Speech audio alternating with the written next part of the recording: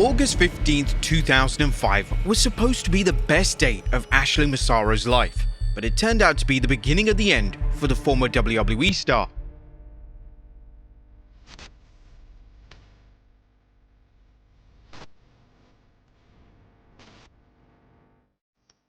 Everything seemed great when Ashley Massaro won the hearts of millions and became the first woman to win the WWE Diva Search, and she was a perfect representation of what WWE wanted: a strong, sexy, and powerful woman. However, behind her tears of joy was a darkness that cut her WWE career short. On paper, Ashley had a solid but short WWE career. She was in the upper card mix with the likes of legends like Trish Stratus and Lita at several points in her career, and she even got to compete at WrestleMania twice. The first was during a year she did a photo shoot for Playboy, as Ashley earned the opportunity to fight in front of 80,000 plus fans against Melina for the WWE Women's Championship at WrestleMania 23. Her second opportunity was at WrestleMania 24, where she and Maria battled Melina and Beth Phoenix in a tag team match. Ashley seemed to be slowly climbing up the ranks within the division until she randomly disappeared from WWE television.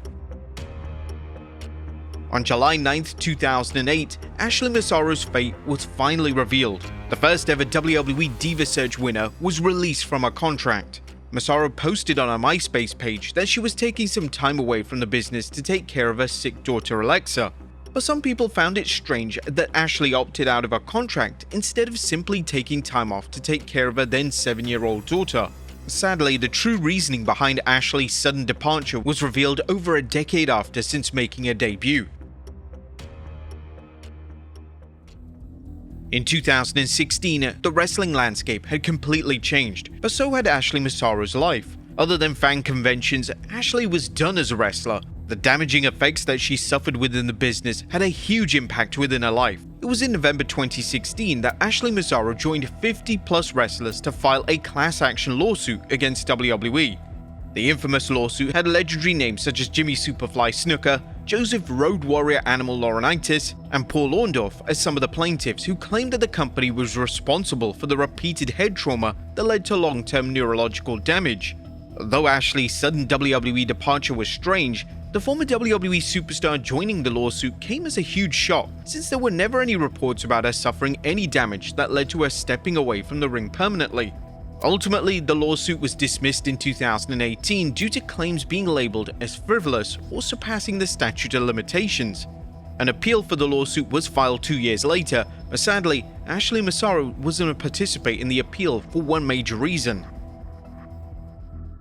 Wrestling fans and a community on Long Island are mourning the sudden death of a former star. Yeah, Ashley Massaro was found dead inside her home in Suffolk County. The Suffolk County Medical Examiner in New York tells The Blast Massaro died Thursday and was brought to the medical examiner's office.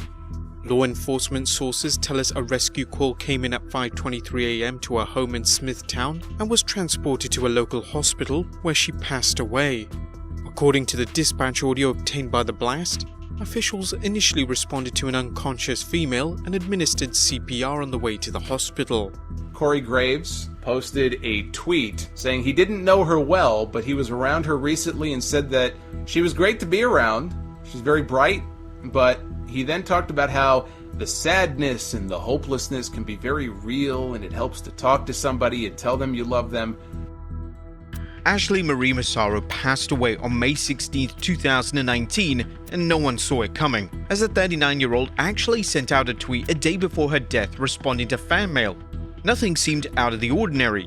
It was certainly a sad day in the pro wrestling world, and wrestlers like Trish Stratus, Mick Foley, and Hurricane Helms released their condolences to the former WWE star. Even WWE themselves released their signature in remembrance graphic for Ashley Massaro.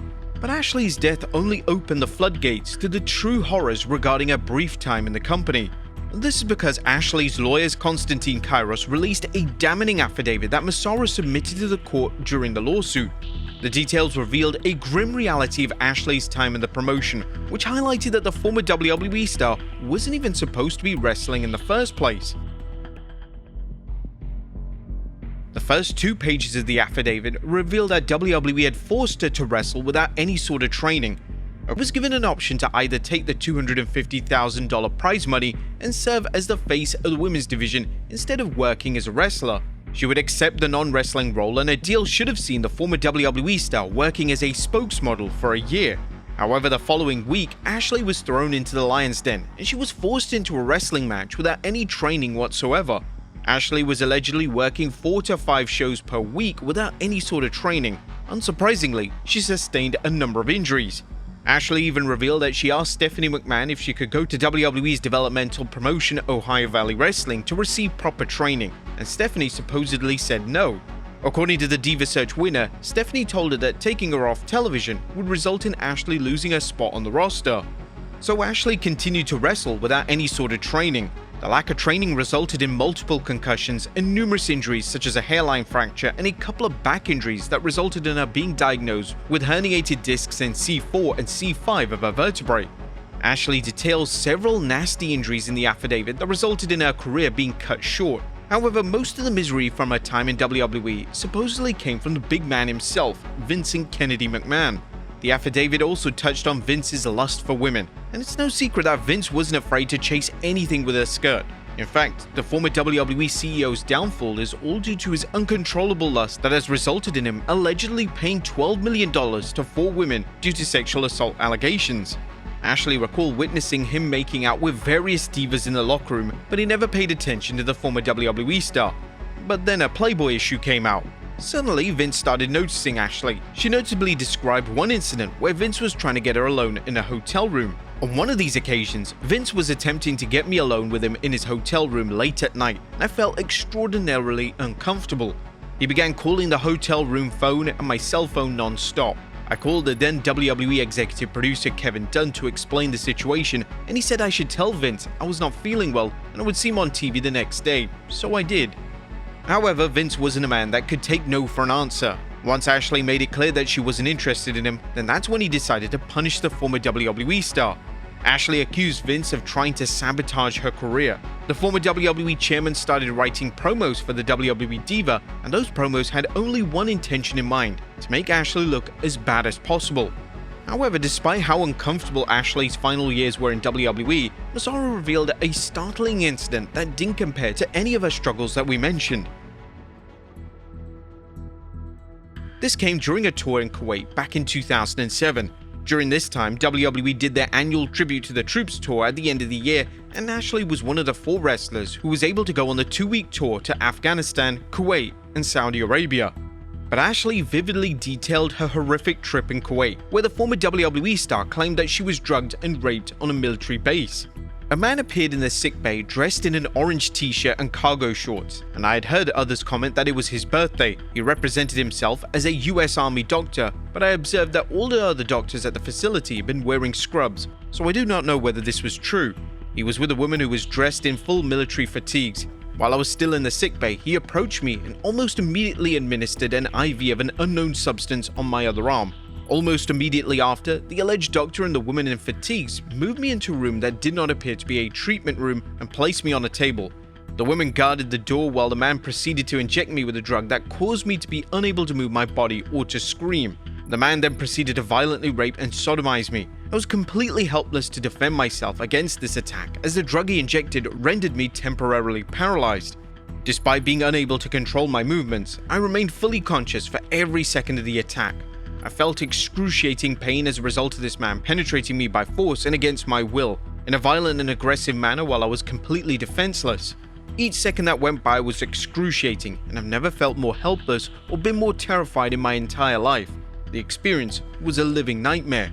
Ashley would go on to state that she first told Maria Kanellis, who relayed the information back to Jimmy Hart, Ron Simmons, and Gary Hart. That information eventually got back to Vince McMahon, and Ashley detailed a meeting that she had with Vince, Kevin Dunn, John Laurinaitis, and several other company executives and lawyers. Despite the horrendous allegations, business was more important to Vince and company, as Ashley claimed that officials told her to keep the incident as quiet as possible, as WWE didn't want to ruin their relationship with the US military. The allegations sent shockwaves throughout the wrestling community. WWE immediately responded to the allegations by claiming that they were false, but these allegations were backed by Ashley's friend Cara Pipia, who detailed what Ashley told her during an interview with News Nation's Ashley Banfield in February of 2024. However, the most surprising name that corroborated Ashley's story was John Laurinaitis. In 2024, Laurinaitis admitted he and others in company knew about Ashley's claim. His lawyer Edward Brennan released a full statement that confirmed John and the company covered up the alleged assault. Any allegations that Mr. Laurinaitis helped to cover an alleged rape allegation is an outright lie. Johnny, like most upper-level management at some time, became aware of the allegations and ensured all proper WWE protocols were followed, including privacy for the alleged victim. We object to the use of the term cover-up, as no such plan or plot ever took place to hide or assist in the alleged rape. But WWE continued to deny the allegations. The Naval Criminal Investigative Service did open up a case regarding Massaro's allegations in June of 2019. However, the case was ultimately closed, citing a lack of evidence. Notably, the report states that the NCIS talked to several who were deployed to Kuwait at the time, and they claimed they had no knowledge of the naval clinic aboard Camp Life Support Area, and they had no recollection of Ashley Massaro herself. The entire report denounces Ashley's claims of the assault. The detailed report also highlights statements from the US Navy Lieutenant Physician Assistant and a servicewoman who was with patient administration at the US Naval in Kuwait, essentially dismissing that the Camp Life Support Area even existed. Was Ashley Massaro lying under oath? Or is the WWE and US military trying to cover their ass by denying the existence of the Camp Life Support Area? Sadly, we'll never get the answers to these questions. There's tons of uncertainty about the report altogether, but Ashley's final opportunity at getting some sort of justice was sealed in January of 2020. It feels like we may never know the truth behind Ashley Massaro's short WWE career, but despite the controversy surrounding it, Ashley was a charismatic and enjoyable presence whenever she was on screen. She was a wholesome act that was treated unfairly by the company, who only saw her as a walking dollar sign.